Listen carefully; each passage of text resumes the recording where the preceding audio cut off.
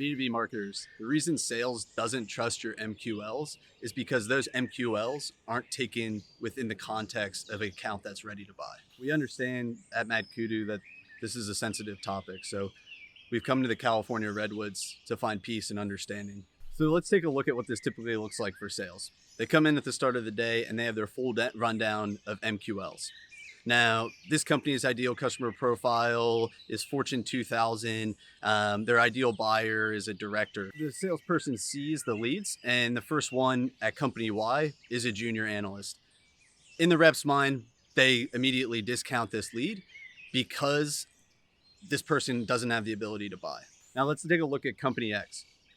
This director was surfaced as an MQL, and sales immediately wants to call them as a very good fit for them because they hold the money and the power to make the purchase. So looking at these two leads, sales immediately discards company Y and the junior analyst and is going after company X and the director level. And the reason sales is going to continue to call on the director level is that, yes, they can go into Salesforce, they can try to pull some reports, look at customer success and see how engaged both of these accounts are.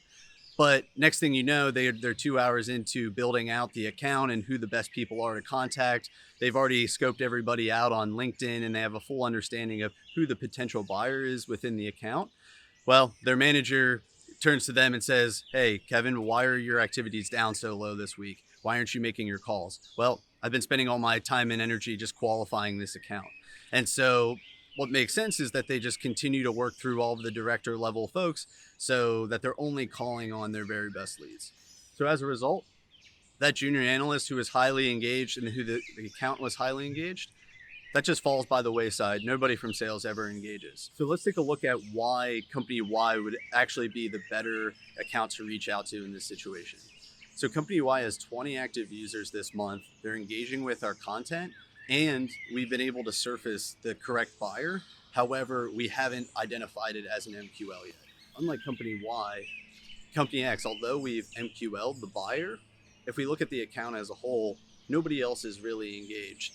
And so over the last 3 months, nobody has really logged into their application. They haven't really engaged with our content.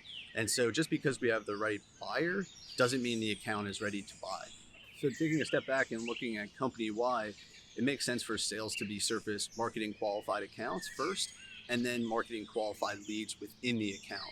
Because we know this account is highly engaged, they're ready to buy. All sales needs to do is interact with the correct buyer within this account who marketing identifies through the MQL, and sales is able to engage. Otherwise, sales is going to continue to spin its wheels with the director who really is not in a position to buy and has no intentions of buying. By sending marketing qualified accounts to sales, sales gets the best of both worlds.